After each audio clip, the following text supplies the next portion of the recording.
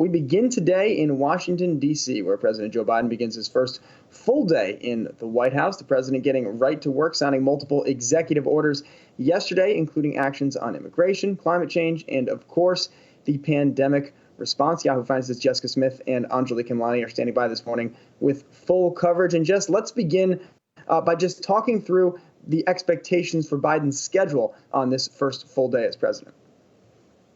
Yeah, Miles, on his first full day, he is largely going to be focused on COVID-19. The first time we might see him this morning is as he watches a virtual prayer service with the vice president. After that, they'll get their daily briefings. And then later this afternoon, Biden will speak about the COVID-19 response, and he'll sign several executive orders, all aimed at stopping the pandemic. He is really trying to send the message that his top priority in his first couple of days in office are all about the pandemic. We saw him in the Oval Office yesterday wearing a mask, signing those executive orders. They rejoined the World Health Organization. He mandated masks on federal property and interstate travel. He also extended the freeze on student loan payments and eviction. So all of those orders aimed at either easing the economic pain or fighting the actual virus. And today he is going to sign 10 more executive orders. Anjalee has more on those.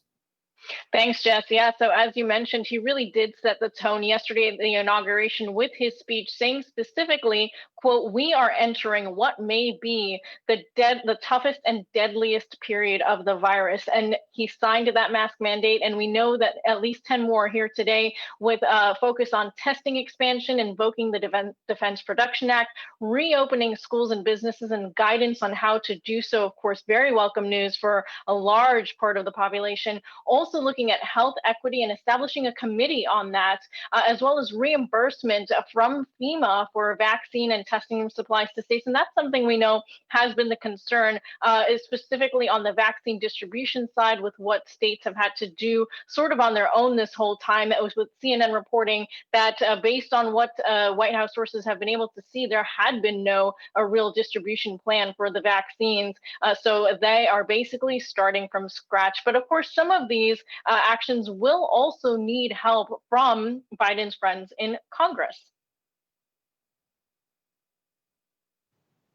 Biden said exactly that yesterday as he was signing those executive orders. He said executive orders are important, but you have to have legislation. Of course, the $1.9 trillion stimulus package is at the top of the list, and Republicans are skeptical about that, to say the very least. In the White House press briefing yesterday, the press secretary, Jen Psaki, told reporters that the White House wants to get bipartisan support on this, but the White House is not going to take other options off the table. Of course, we've heard from Senator Bernie Sanders, who says they could use reconciliation to get this done if Republicans don't get on board. That would just require a simple majority. And when Psaki was asked if there is any wiggle room on that price tag, here's what she had to say. It was designed with the components that were necessary to give people the relief they needed. So what's challenging is, what are you going to cut? Are you going to cut funding for vaccinations? Are you going to cut funding for unemployment insurance? Are you going to cut funding for reopening schools?